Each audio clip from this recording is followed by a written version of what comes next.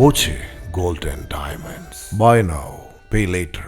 വല്ലപ്പുഴയിൽ സ്വർണ്ണ വ്യാപാരിയെ ആക്രമിച്ച് 45 ലക്ഷം രൂപ കവർന്ന കേസിൽ 2 പേർ കൂടി അറസ്റ്റിലായി. തമിഴ്നാട് നാമക്കൽ ദേവദാർ സ്ട്രീറ്റ് സ്വദേശികളായ ദിനേശ് കുമാർ, അജിത്ത് എന്നിവരെയാണ് പോലീസ് അറസ്റ്റ് ചെയ്തത്. കഴിഞ്ഞ ജനുവരിയിലായിരുന്നു സ്വർണ്ണ വ്യാപാരിയിൽ നിന്ന് 45 ലക്ഷം രൂപ കവർന്നത്.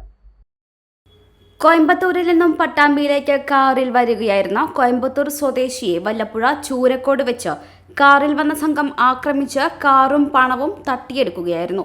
തുടർന്ന് ആക്രമികൾ കാർ ഓങ്ങല്ലൂർ പോക്കുപടിയിൽ ഉപേക്ഷിച്ച് രക്ഷപ്പെട്ടു. കേരളം, തമിഴ്നാട് സംസ്ഥാനങ്ങളിൽ നിരീക്ഷണ ക്യാമറകൾ പരിശോധിച്ചും മറ്റ് ശാസ്ത്രീയ തെളിവുകൾ ശേഖരിച്ചും പ്രതികളെ തിരിച്ചറിയുകയായിരുന്നു. കേസിൽ മുമ്പ് ജോൺസൺ, ശിവ, ഭരത്, ജയൻ, അമൽ ജോസ്, ശ്രീജേഷ്, വിജേഷ് എന്നിവരെ പോലീസ് അറസ്റ്റ് ചെയ്തിട്ടുണ്ട്. തുടർന്ന് നടത്തിയ അന്വേഷണത്തിലാണ് കേസിലെ പ്രധാന പ്രതികളായ ദിനേശ് കുമാർ, അജിത് എന്നിവരെ തമിഴ്നാട്ടിലെ നാമക്കലിൽ നിന്ന് പിടികൂടിയത്. അറസ്റ്റ് ചെയ്ത പ്രതികൾ തമിഴ്നാട്ടിലെ ഗുണ്ടാ കൊട്ടേഷൻ സംഘത്തിലെ അംഗങ്ങളാണെന്ന് പോലീസ് പറഞ്ഞു. പ്രതികൾക്ക് തമിഴ്നാട്ടിൽ കൊലപാതകം ഉൾപ്പെടെ നിരവധി കേസുകൾ നിലവിലുണ്ട്.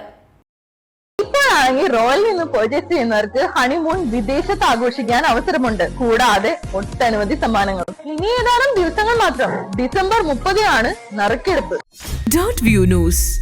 കാഴ്ചകളാണ് ലോകം. കണ്ടു തുടങ്ങുക.